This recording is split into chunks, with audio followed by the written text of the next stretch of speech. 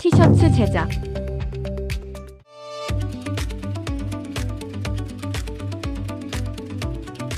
공정 플로입니다. 준비 공정, 연단 재단 공정, 봉제 외주 공정, 다림질 완성 공정 순으로 제작됩니다. 강의 플랜입니다. 1강 준비 공정, 2강 봉제 공정, 3강 부가 공정, 4강 완성 공정, 5강 품질 관리 및 제품 검사, 6강 봉제 부자재 순으로 강의합니다. 여러분 모두가 꾸준히 수강하시면 티셔츠 제작 전문가로 가는 지름길이 될 것입니다. 감사합니다. 여러분 안녕하세요. 반갑습니다. 이번 시간에는 티셔츠 제작 제2강 봉제공정 2부에 대해서 말씀드리겠습니다. 평편봉 봉제, 한봉 스티치입니다. 그래서 평편봉 또는 두 줄 가이로바 또는 세 줄 가이로바 오드람프 봉제 방법과 스티치에 대해서 말씀드릴 거고요. 그 다음에 파이핑 봉제는 본봉 납바와 삼봉 납바, 그리고 부속 봉제는 본봉, 단한봉, 쌍침, 인타록, 스쿠이, 특종 등에 대해서 자세하게 또 말씀드리겠습니다. 편평봉 봉제는 에리단, 소매단, 밑단을 이어받고 또는 소매단, 밑단을 말아받고 또 부속을 덧박게 하는 공정이 되겠습니다. 그래서 이 편평봉 스티치는 플랫십 스티치입니다. 그래서 편평봉은 600번대 스티치인데 봉안이 평평하기 때문에 플랫심이라고 합니다. 이 플랫심 스티치는 신축성이 아주 풍부하고 또 강도는 강하기 때문에 뛰어난 신축성과 강도를 유지하는 봉안이 만들어지게 됩니다. 그래서 이 L이라든지 또는 아몰이라든지 이런 부분은 신축성이 특히 요구되는 부분이죠. 그래서 이러한 곳에는 플랫심 스티치를 사용하는 게 가장 효과적입니다. 이 스티치를 가이루바 또는 꽃삼봉이라고 하기도 합니다. 이색 실을 사용해서 그 무늬 모양을 만든다든지 이러한 데도 활용할 수가 있습니다. 그리고 이 가이로바 스티치는 두 줄 가이로바와 세 줄 가이로바가 있습니다. 이 두 줄 가이로바는 2번 침 4번사, 그 바늘 2개와 재봉사 4개를 사용하는 봉제가 되겠습니다. 그래서 이와 같이 앞에 전면은 이렇게 두 줄이 나오고 뒤는 지그재그로 해서 사선이 지나가는 모양이 보이게 됩니다. 이 제품에서 이 소매 부분을 이렇게 그 두 줄 가이로바로 친 겁니다. 그래서 앞에는 이렇게 두 줄이 지나가고 이 속에는 지그재그로 사선이 이렇게 지나갑니다. 암홀 부분을 앞에 두 줄이 나오는 두 줄 가이로바고 뒷면은 지그재그로 사선이 지나가는 봉제가 되겠습니다. 그래서 이런 곳에서 이런 두 줄 가이로바를 활용할 수가 있습니다. 그리고 세 줄 가이로바는 3번 침 5번사, 바늘 3개와 재봉사 5개를 사용합니다. 이렇게 해서 커버 스티치가 만들어지고 앞은 이렇게 세 줄이 보이죠. 세 줄이 있고 뒤는 아까 두 줄보다는 좀 폭이 넓게 이렇게 지그재그로 사선이 지나가도록 되어 있습니다. 여기에 에리를 연결하는 봉제에서 이렇게 세 줄 가이로바로 했습니다. 그리고 겉은 세 줄이 지나가고 뒤에는 이렇게 지그재그로 또 지나가죠. 소매도 마찬가지로 이렇게 세 줄 가이로바로 한 겁니다. 이 제품 같은 경우는 소매를 세 줄 가이로바로 이어받기를 한 거죠. 그리고 여기 밑단은 세 줄 가이로바로 말아받기를 한 겁니다. 요 점퍼 같은 경우도 요 소매는 세 줄 가이로바로 이어받기를 해요. 밑단도 시보리를 세 줄 가이로바로 이어받기를 한 것입니다. 아몰도 마찬가지로 여기서는 세 줄 가이로바를 했고요. 바지에 오비단을 연결할 적에 이렇게 세 줄 가이로바로 이렇게 했죠. 이와 같이 바지의 왁기선도 세 줄 가이로바로 이렇게 했습니다. 이 바지의 밑단을 세 줄 가이로바로 마루받기 했고 왁기 합봉을 세 줄 가이로바로 했고요. 여기에 라벨판 있죠. 세 줄 가이로바로 이거는 덧받기를 한 거죠. 덧받기를 한 것이다. 애기들 바지에 무릎의 실용성을 높이기 위해서 덧받기를 한 겁니다. 요 테두리를 세 줄 이렇게 다 가이로바로 사용하기도 한다. 어떤 곳에는 뭐 두 줄 가이로바 쓸 수 있고 또 어떤 경우는 세 줄 가이로바를 쓸 수도 있고, 근데 대부분 세 줄 가이로바를 보여드리는 것도 그렇고 많이 사용했죠. 그래서 이와 같이 이제 이 특별한 이런 디자인인 가이루파 스티치를 많이 활용하고 있다. 왜냐하면은 이 강도가 높고 또 신축이 좋기 때문에 특히 이제 티셔츠 제작에는 가이루파 봉제가 가장 적합할 수도 있습니다. 지난 시간에 말씀드렸듯이 이런 기본 티셔츠에서는 가이루파를 거의 쓰지 않죠. 그래서 여기 이 소매단이나 밑단은 두 줄 삼봉으로 이제 삼봉으로 이제 작업을 한 거고, 이 속에 이제 왁기나 암호를 받고 이런 거는 거의 니온 오버록을 한다고 말씀드렸었죠. 그러니까 결국 이런 기본 옷은 니온 오버록과 이중 한봉에 삼봉으로 작업을 거의 다 한다 이래 보시면 돼요. 그 다음에 이제 오드람프 스티치입니다. 이 오드람프 스티치는 4번침 6번사로 사용합니다. 그래서 봉제는 부위별로 시접이 서로 맞물리게 해서 스티치하는 방법이다. 이와 같은 그 제품들을 뭐 밑단을 박을 때나 아니면 왁기를 박을 때나 오비를 달 때나 다 시접이 겹쳐서 박이죠. 그래서 어떤 두께감이 생기게 되지 않습니까? 그래서 이와 같이 오드람프 스티치는 아웃도어라든지 스포츠라든지 이러한 경우는 조금이라도 좀 두께감이 있고 불편함을 줄 수 있는 것보다는 이렇게 오드람프 스티치로 이래 서로 맞물리게 해서 합봉이 되는, 소매와 몸판을 연결할 적에 이렇게 오드람프 스티치를 한 거죠. 이렇게 오드람프 스티치를 연결을 한 거죠. 아웃도어 바지 같은 것도 이렇게 원단의 색상을 이어받기 해서 할 적에 이제 오드람프 스티치로 서로 맞물리게 봉제를 한다. 그 다음에는 이 파이핑 봉제입니다. 파이핑 봉제는 본봉으로 랍바를 치는 게 삼봉으로 랍바를 치는 게 있습니다. 이 파이핑 봉제는 에리단, 소매단, 기타 부위의 랍바감으로 파이핑한다. 이 랍바 치는 거는 원단의 어떤 두께 또는 특성, 그래서 원단이 이제 두꺼운 것도 있고 얇은 것도 있고 늘어나는 것도 있고 뭐 이런 여러 가지 이제 원단의 특성이 있지 않습니까? 원단의 두께나 특성을 고려해서 랍바 제작을 해야 돼요. 그래서 우선은 이 원단의 어떤 특성을 고려해서 랍바 폭에 맞춰 랍바 장치를 준비를 하고 이런 미싱에 결합해서 조절을 하는 겁니다. 그렇게 해서 작업을 한다. 그래서 원단의 특성, 신축성에 따라 주의하여 퍼커링이 생기지 않도록 하고 당겨져서 늘어나지 않도록 봉제를 해야 된다. 이 랍바가 빠져나오면서 어느 부위에서는 좀 더 장력을 받고 덜 받고 할 수가 있잖아요. 또 이런 미싱을 하면서 이 밀어내는 속도에서 좀 더 손이 더 가서 밀어내 버릴 수도 있고 그렇지 않을 경우도 있고, 그래서 이와 같은 랍바와 어떤 손 동작에 따라 가지고 조금만 잘못하면은 이렇게 퍼커링이 생길 수가 있다. 그 다음에는 적당한 장력으로 이렇게 밀어놓고 당겨줘야 되는데 너무 한쪽에서 당기고 이렇게 랍바를 쳐버리면, 특히 이제 다이마루 원단은 이 기장 방향으로는 잘 늘어나지 않습니다. 이 폭 방향으로는 많이 늘어납니다. 이게 이 기장 방향으로는 거의 안 늘어납니다. 이와 같이 이 아몰 같은 경우에 이 기장 방향으로 칠 때는 별 문제가 없는데 에리도 마찬가지고 밑단 같은 데는 폭 방향으로 늘어나니까 그 늘어나는 걸 감안해서 잘 밀어 넣어서 이 랍바가 당겨지지 않도록 쳐야 되는데 그냥 늘어나는 대로 쳐가지고 폭이 막 30cm 정도 나와야 될 게 뭐 40cm가 나온다든지 이런 늘어나서 옷이 이상한 모양으로 만들어지기도 합니다. 그래서 이 늘어나는 거에 대해서 상당히 주의를 해야 될 필요가 있고 또는 파카링 생기는 경우가 있을 수 있기 때문에 주의해야 된다. 랍바 폭은 주로 8mm, 10mm, 12mm를 가장 많이 사용한다. 그래서 이 랍바는 에리단, 소매단, 기타 부의 랍바감으로 감싸서 파이핑 처리한다. 그래서 이와 같이 에리 또는 이런 끝나시의 끈, 또 소매단, 뭐 지금 방금 보여드렸던 이런 어떤 제품의 이 테두리를 봉제하는 거, 뭐 이런 옷에 또 이 테두리를 이런 랍바로 처리를 하는 거. 이와 같은 그 마스크, 이 마스크도 이 테두리를 랍바로 이렇게 처리를 한 겁니다. 이런 용도로 랍바는 사용이 되고 있다. 그 다음에 이 랍바가 본봉 랍바가 있고 삼봉 랍바가 있다 그랬죠. 그래서 이 본봉 랍바는 본봉 재봉이 일반 뭐 가정에서도 많이 쓰는 게 그 본봉입니다. 그리고 여기서는 이제 공장용 본봉 재봉기인데 이렇게 해서 이 단을 잘라서 일로 들어가서 이렇게 랍바 봉제가 되게 됩니다.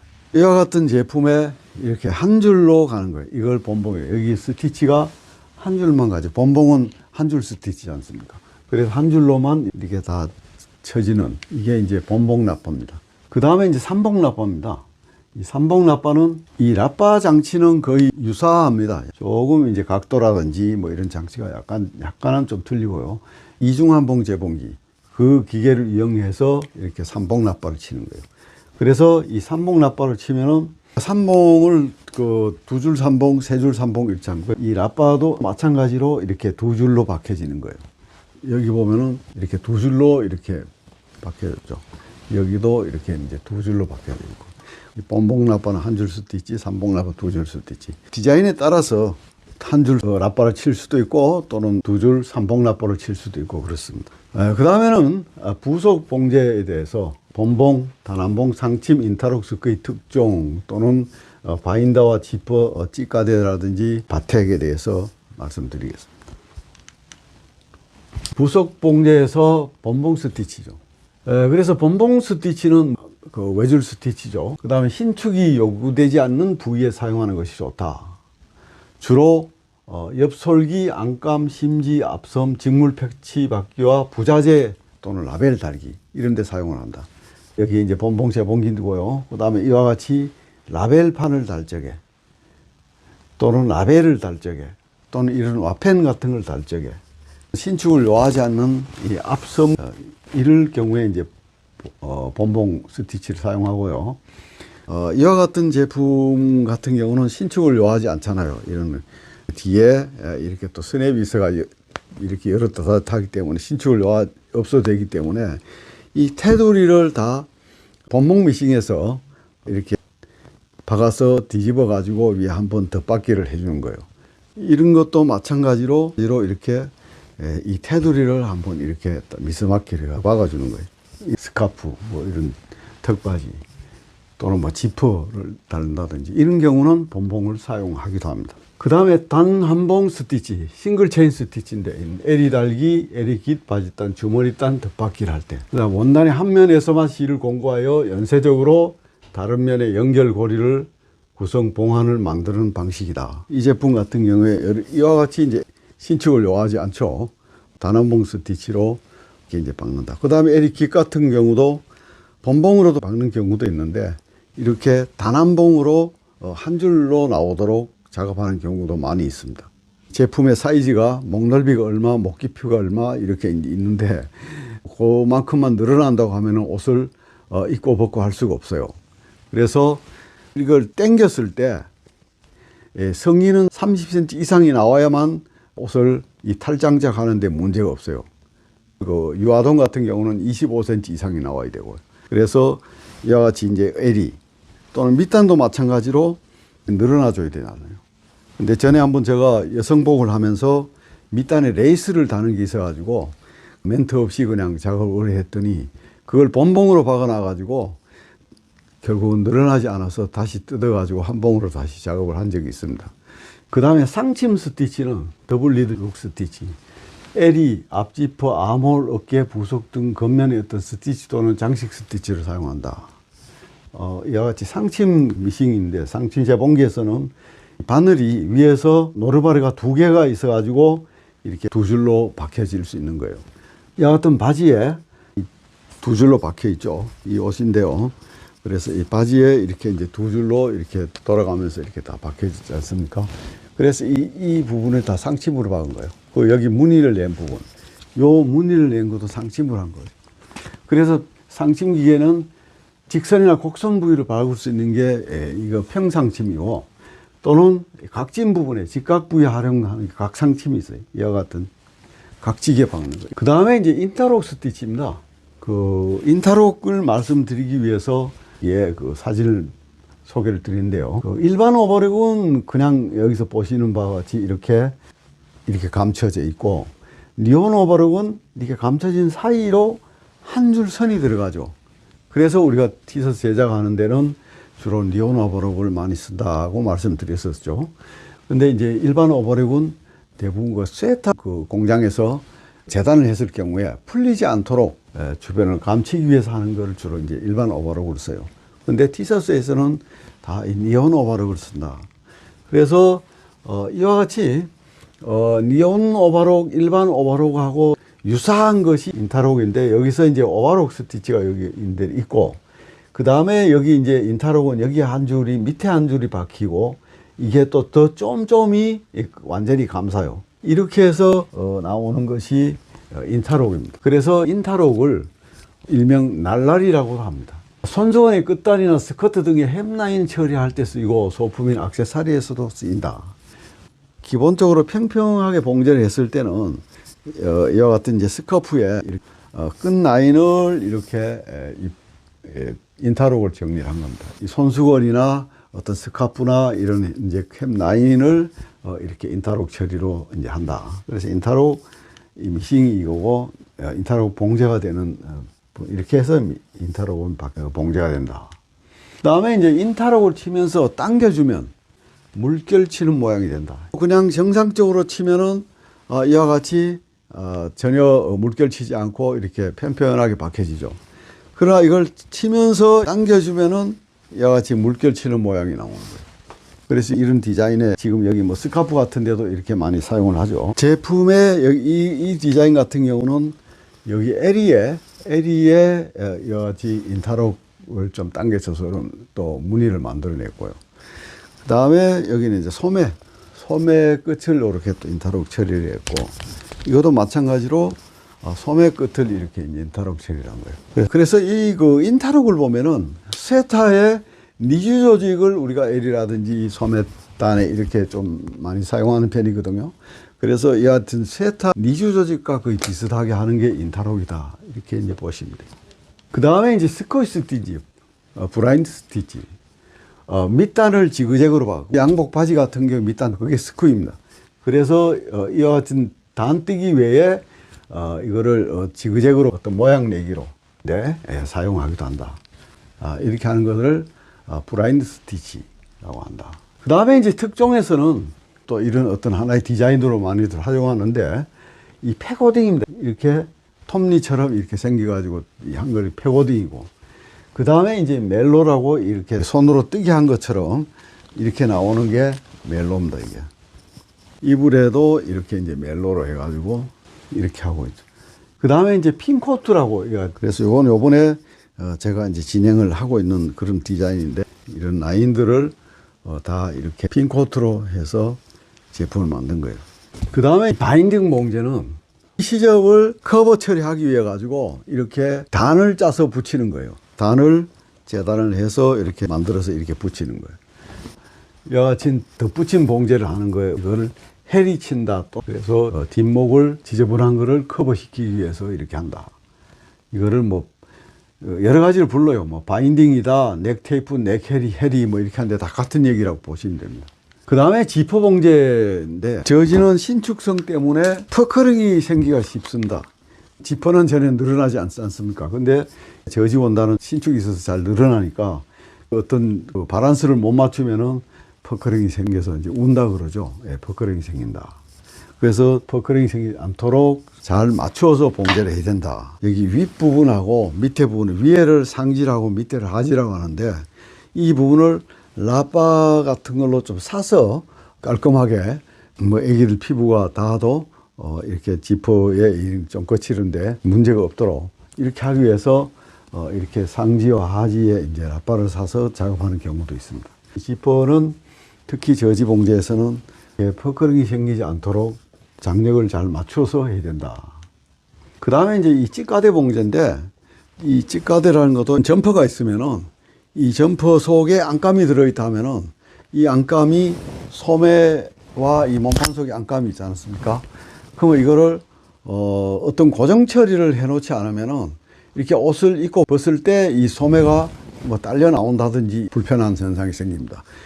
어깨와 아몰 쪽에 고정을 시켜야 되고, 또 이런 스커트 같은 경우는 마찬가지로 양옆에 왁기 밑부분에 고정을 시켜야 되고, 또 원피스도 마찬가지죠. 이렇게 고정을 시켜야 되는데, 이와 같이 고정을 시키기 위해서 이거를 미싱으로 박아버리면 뭐 고정이 되겠지만, 그래야 하면 옷이 또 활동성이 없어지기 때문에 이와 같이 겉감과 안감을 이렇게 한 3cm 정도의 어떤 실을 떠서 이렇게 연결을 해줍니다. 이게 딸려 나오지 않도록. 근데 이렇게 실을 연결해 주는 거를 찌까대로 한다. 그 다음에 바택에 대해서 말씀드립니다. 봉제 공장을 가면은 뭐 바택, 도매, 간도매, 뭐 마도매 뭐 이런 얘기를 합니다. 그래서 도매는 뭐고 간도매는 뭐고 마도매는 뭐고 이게 공장에서 뭐 일하지 않는 이상 좀 헷갈릴 수가 있습니다. 그래서 오늘 제가 정리를 해드리겠습니다. 이 바택이라는 거는 바택 전용 미싱이 있습니다. 바택 전용 재봉기가 있는데 그걸로 해서 이렇게 풀려 나오지 않도록 또는 디자인으로 이렇게 활용을 하고 있는 것이 이게 바택입니다. 이 도매나 간도매는 같은 얘기다 이렇게 보시면 돼요. 봉제를 하다 보면 어떤 선을 쭉 받고 나와서 끝부분에 가서 그냥 둬버리면 풀려 나오거든요. 풀려 나오지 않도록 봉제의 끝부분을 이렇게 왔다 갔다 하면서 진위 하다시피 이렇게 박아주는 거, 이거를 도매한다 그래요. 그래서 이 도매나 간도매는 같은 얘기고, 마도매는 옷에 보면 일부 왁기 부분이라든지 일부 좀 손으로 끌어매야 될 그런 일들이 많지 않습니까? 특히 이제 쇠타 같은 경우는 소매 끝단이나 또는 앞판 끝을 꼭 이 손으로 끌어매 주는데, 그렇게 손으로 정리를 해주는 것을 마도매 한다고 합니다. 그래서 이와 같이 바택, 도매, 간도매 또는 마도매에 대해서 좀 헷갈리지 않고 그렇게 이해를 하시면 되겠습니다.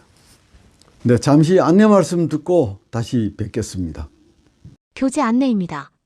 교재는 티셔츠 스웨터 디자인 생산 실무 노하우 이 책이며 북크크, 교보문고, 예스24, 알라딘, 네이버에서 만나실 수 있습니다.